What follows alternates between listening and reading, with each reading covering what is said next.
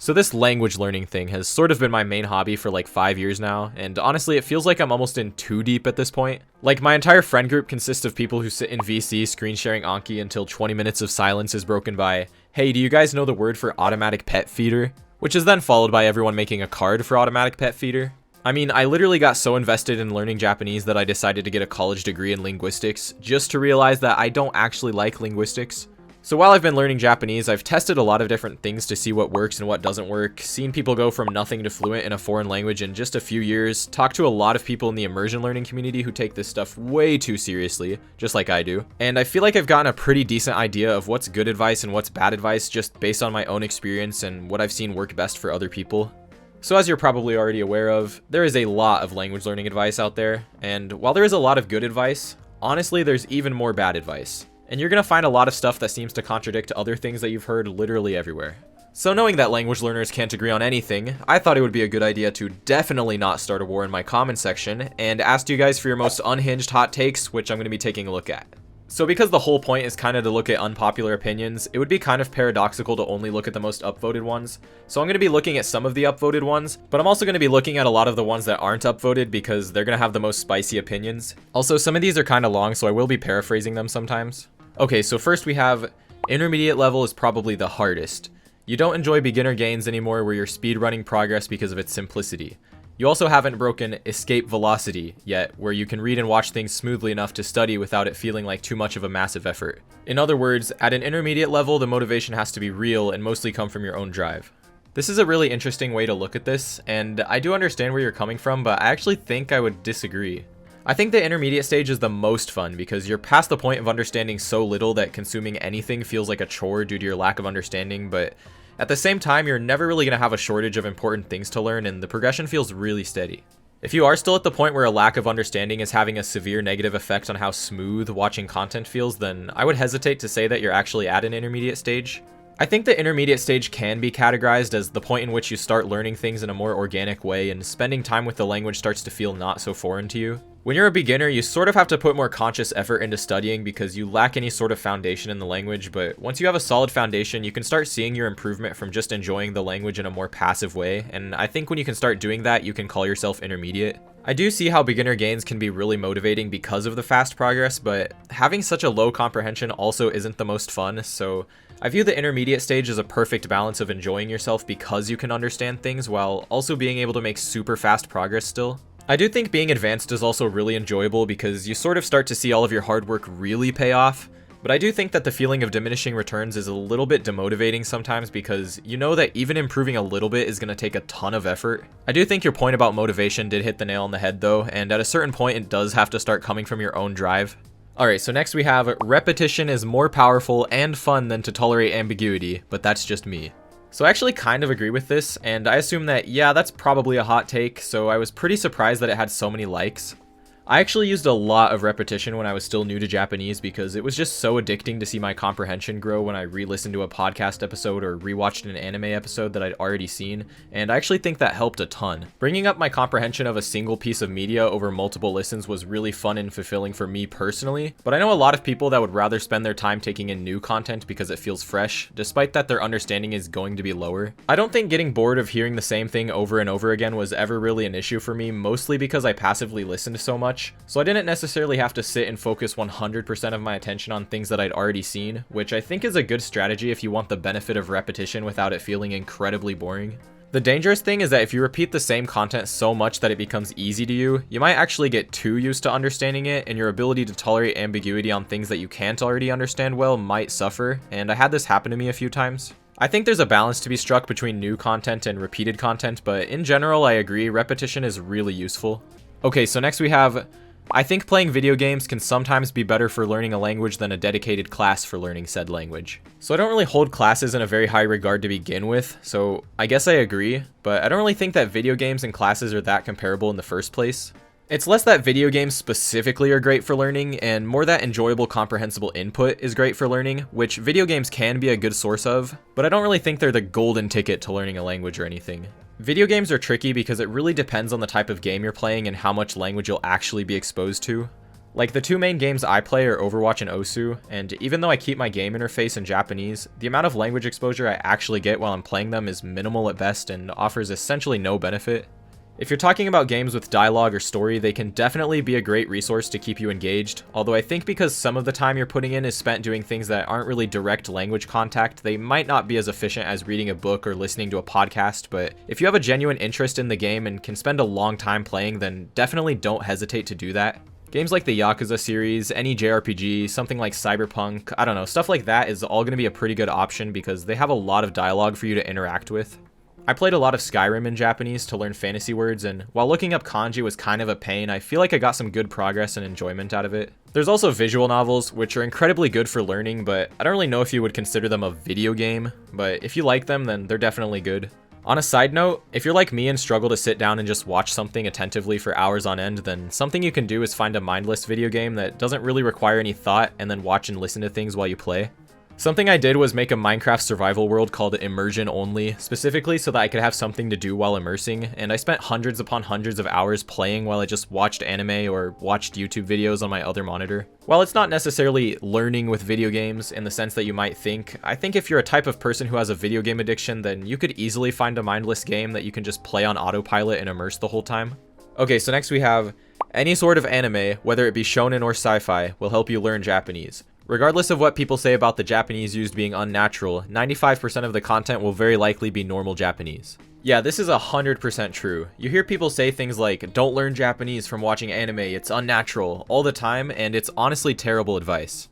Yeah, anime characters don't talk 100% like people do in real life, and if you talk like an anime character, you're probably gonna sound a little bit strange sometimes. But it's still Japanese, and most of it's the exact same aside from some small quirks that get added to characters to make them fit their archetype a little bit better. It's not like the words they're using themselves are somehow not used in real life and that anime Japanese is this completely removed version of the language or anything, and the differences between real life Japanese and anime Japanese are surface level at best. If you spend even a small amount of time listening to spoken Japanese from so-called a natural context, then you're gonna really easily start to notice the difference between the language that real people use and the language that anime characters would use. It's actually kind of sad to see people who genuinely love anime believe that they shouldn't learn Japanese by watching anime because it's somehow gonna make them speak incorrectly, or that the language used in anime is super unnatural, and it's just not true.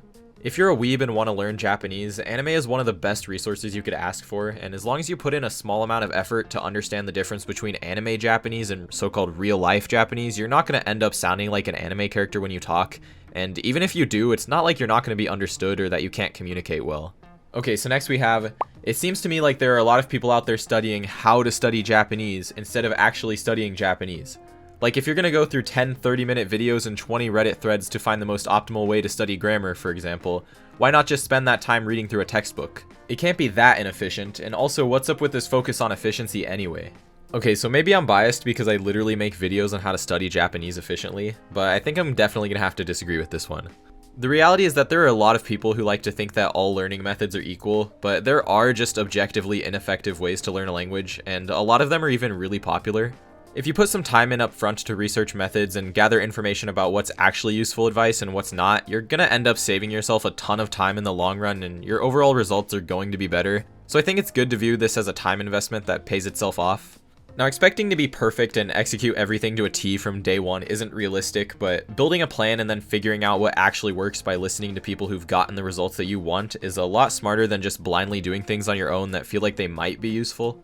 Someone who spends some time learning how to actually learn a language, then implements that plan and executes it over a long period of time is going to get better results than someone who just blindly makes their way through random apps or textbooks with no plan. There's a point in which I do think you need to stop worrying about how to do things perfectly and just actually do it, but that's in extreme cases where you probably already know what you should be doing and now you're just procrastinating. About the efficiency thing, yeah, I think getting too neurotic about it to the point where you care about every single small little detail is definitely bad, but there are some broad principles that basically everyone should follow when learning a language, and disregarding those is a mistake in my opinion.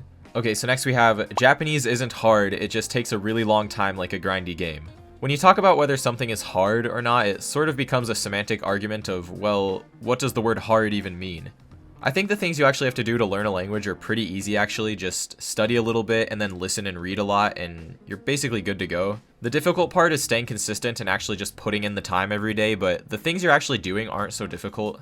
When I made that viral video that everyone has seen at this point, I got a lot of comments saying, title, Japanese is easy. Video, explains why Japanese is actually hard. Which I actually thought was kind of funny, and to be honest, the title was mostly clickbait, but the point I was trying to make is that learning Japanese is actually really accessible and anyone can do it as long as you stay consistent and put in the time. You don't need to be a genius to learn a language, and just having some good habits over a long period of time will get you results. Okay, so next we have, textbooks are treated as bad or unnatural in most videos I've seen on YouTube, but I've really enjoyed going through them, and most of the grammar and sentences I see in them are similar to what I hear in my immersion. I do feel like treating it like a math problem really does help me grasp it easier and make faster progress. I've listened to a certain grammar point for 2 years and still hadn't properly understood its meaning, something that the textbook taught me in 1 minute.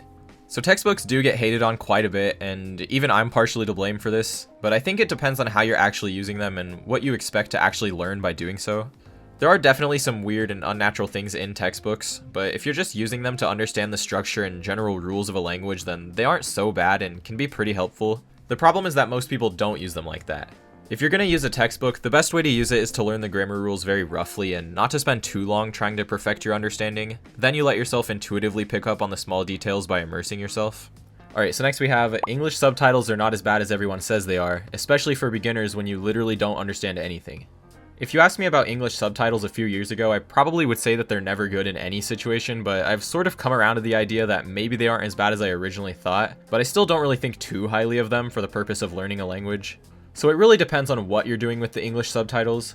If you're just watching mindlessly with English subs and not really actively trying to learn anything, then you might catch words here and there or draw a connection every once in a while, but you're mostly just going to spend all of your mental energy reading the subtitles and not paying any attention to the sound you're actually hearing. If you're using them as a study tool and trying to understand only using the target language, but then turning them on every once in a while to see what a word or sentence meant, then I don't think they're so bad and you can use them pretty efficiently. But if you're going to use subtitles, then target language subtitles are infinitely better and you're going to end up learning a lot more, especially if you spend time looking up words that you don't know. If you're a beginner and want to use English subtitles just to get into the habit of watching things in your target language, then I think that's a good idea because, at first it can be a little bit daunting just to start watching things in a completely foreign language. But if you really care about efficiency, then try to stay away from English subtitles and don't build a habit of relying on them too much. Alright, so next we have, not sure if this counts as a hot take, but I personally find that Japanese YouTube is quite lackluster compared to English YouTube. The presentation styles are far too samey and less engaging than what I watch in English. Also, a lot of videos use really crappy text-to-speech that drive me up the wall. They're borderline unlistenable, yet so many Japanese YouTubers still use them. There are still some Japanese YouTubers that I enjoy, but compared to the content that I find in English, they're too far and few between. Honestly, I hate to say it, but I actually agree to an extent. I used to have a more black and white opinion of Japanese YouTube just sucks, because I never really put any effort into finding anything that I liked, but I realized that having an opinion like that was similar to saying English YouTube sucks after watching a MrBeast video. If you don't put any effort into finding the things that you actually like, then you're gonna be fed the most popular stuff, and a lot of the time it tends to be videos made for children, so if you're older than that, then of course you're not gonna like it, regardless of what language it's in. In general, I do like English YouTube more on average, and no doubt there is a wider variety of content on English YouTube because of just how common English is within the world now, so it's easier to find something you're interested in, but I don't think that's the entire picture. A large part of it is that Western humor and Japanese humor are just so different, and I used to think that a lot of it was just too slapsticky and not really that funny, but the more I've attempted to let it grow on me, the more palpable it's become, and some of the stuff that I wouldn't have enjoyed a few years ago I actually find quite funny now. There's also that because fair use laws don't exist in Japan, Japanese YouTubers are incredibly scared of copyright, so a lot of them have to make every asset for their videos themselves, and it sort of puts a limit on the scale of what they can actually do sometimes.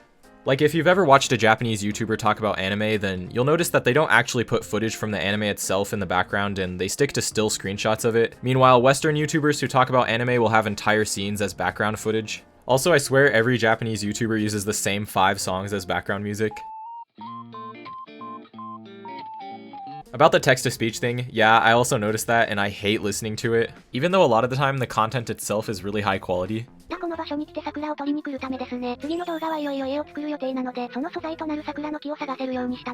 In general, it's definitely harder to find good content on Japanese YouTube on average, but it still exists and you just have to search for it. Okay, so the last one. Learning how to teach yourself a skill is vital for success here. Making sure you know how to do this in the beginning will not only help you in language learning, but in other parts of your life as well. Not being forced to rely on a teacher's guidance for everything has been key to me actually making progress in my target language. Most people never mention this step, but I'm convinced that most people fail to learn their target language because they either don't know that this step exists or they just skip it completely. This is absolutely true, and I think this is really important for everyone to understand. Sure, teachers can be helpful for helping you get your feet off the ground, but if you rely too much on someone else for your success, then you're just limiting the potential scope of your own improvement by a lot. One of the biggest criticisms that I have of classes is that they're just really slow, and if you were only to improve as fast as the class does, then your progress is going to be severely limited, and it's completely avoidable by just having a bit of motivation and building some good habits. I sometimes get comments asking me to make a basic grammar guide or make videos meant for pure beginners, and the reason that I don't do that is because the whole point of my videos is to show people how easy it is to teach themselves a language and not to directly teach it myself. Everything you could ever want to learn a language is free on the internet, and if you just learn the right ways to apply that information, then you're going to see success. There's also that even if you have the most knowledgeable or capable language teacher or coach to tell you literally everything you could ever want to know, there are just some things that you're sort of going to have to figure out for yourself and use your own experience to realize. Okay, so I think that's it. If you have any hot takes that you want me to look at, then you can write hot take in the comments and tell me, and I might make another one of these in the future.